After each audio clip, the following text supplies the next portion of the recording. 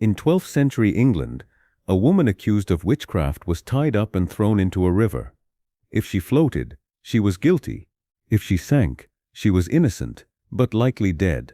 This is just one of the 10 medieval legal practices we'll uncover in this video. You won't believe how far we've come. Imagine standing before a medieval court, accused of a crime you didn't commit. Your fate wouldn't be decided by evidence or witnesses. It would come down to whether you could survive being thrown into freezing water. This was trial by water, one of the most common ordeals in medieval Europe. If you sank, you were innocent. If you floated, you were guilty.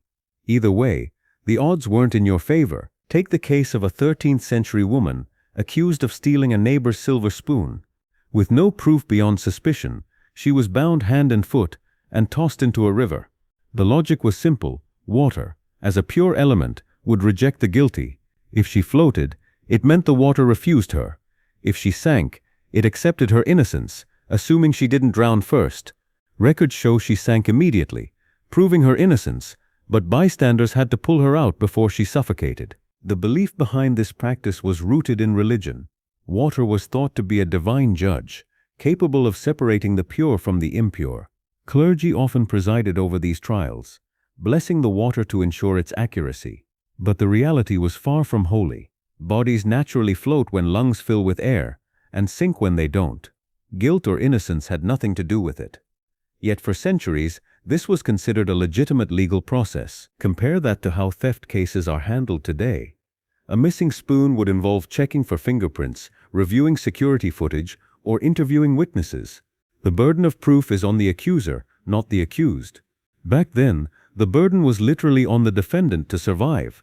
The trial by water wasn't about justice. It was about outsourcing judgment to the elements and calling it divine will. Here's the thing. These trials weren't just cruel. They were rigged. Even if you were innocent, you had to hope someone fished you out in time. If you were guilty, you might float, but then face execution. Either way, the system was stacked against you. It's a stark reminder of how far legal systems have come and how much we take for granted in modern courts. Speaking of stacked systems, the next practice makes trial by water look almost fair. At least with water, there was a chance of survival. But what if your innocence depended on holding a red-hot iron bar? That's where we're headed next. Think about waking up one morning to find yourself accused of heresy in 11th century France. No jury, no lawyers, just a red-hot iron bar and a simple instruction: hold it. If your burns healed cleanly, God had spared you, meaning you were innocent.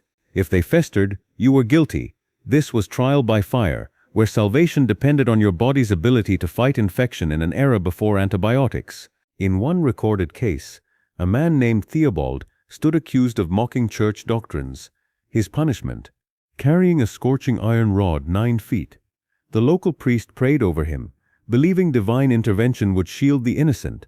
Theobald's hands blistered immediately. For 3 days, his fate hung on whether pus appeared in his wounds. When fever set in by day 4, they declared him guilty. He died a week later from infected burns, not heresy. Here's the brutal reality. These trials had nothing to do with truth. Medieval physicians didn't understand bacteria. A burn's healing depended on random factors: how clean the iron was, whether flies laid eggs in the wound, even the accused's diet. Yet people genuinely believed God controlled the outcome. Church officials saw festering wounds as divine judgment, ignoring that starving peasants had weaker immune systems than nobles. This created a perverse system where malnutrition could doom you faster than actual guilt. Compare this to modern heresy allegations in religious communities today. A Catholic priest accused of contradicting doctrine faces debate, not branding irons. Scholars examine texts, authorities weigh intent. The worst punishment is usually excommunication. Meanwhile, medieval justice turned theology into a deadly lottery where survival odds matched Russian roulette. The true horror wasn't just the pain. It was the illusion of fairness. People accepted these trials because they believed in a universe where divine justice was tangible. Yet records show outcomes were wildly inconsistent. Some accused heretics walked away with minor burns, while innocent farmers died screaming. The only consistent factor was power.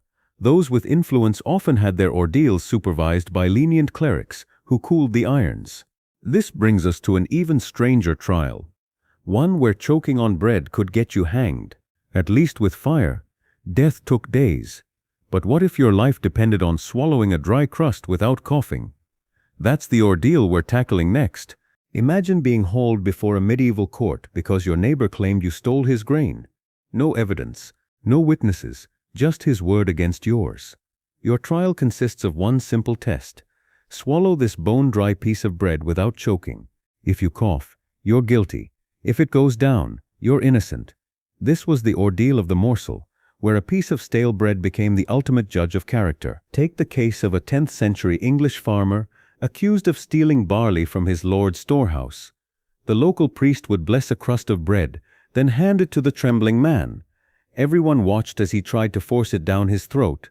The drier the bread, the better, because divine justice worked best when the test was nearly impossible.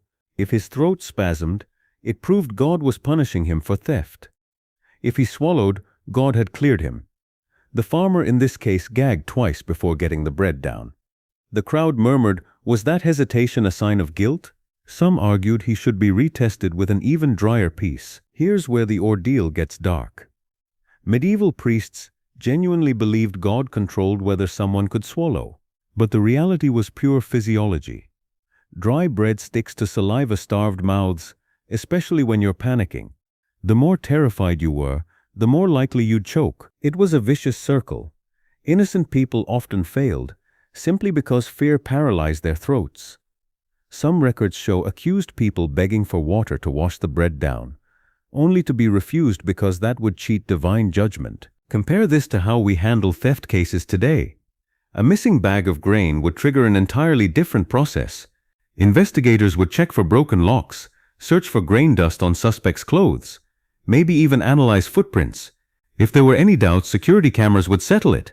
Modern justice depends on physical evidence, not whether someone's esophagus cooperates under stress. The ordeal of the morsel reveals something unsettling about medieval thinking. It wasn't just barbaric, it was backwards. People believed God would perform miracles to expose criminals, yet ignored the obvious. Stress reactions don't equal guilt. A system that punishes choking might as well punish sneezing. But that's exactly what happened for centuries, turning basic biology into a death sentence. At least with fire or water trials, accused people had days or minutes before fate was decided. But the bread ordeal delivered instant verdicts. Sometimes too instant.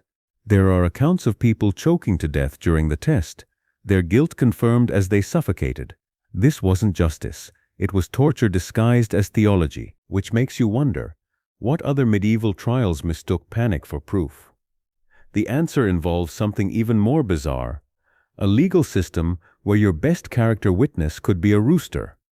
But that's a story for another section. The evolution from trials by ordeal to modern justice wasn't just progress.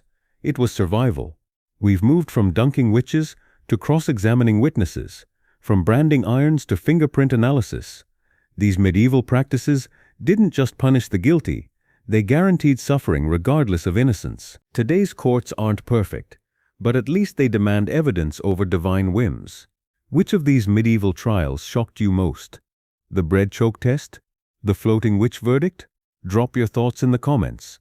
And next time you hear about a court case, remember, it could have been decided by whether you could hold a red-hot iron without screaming.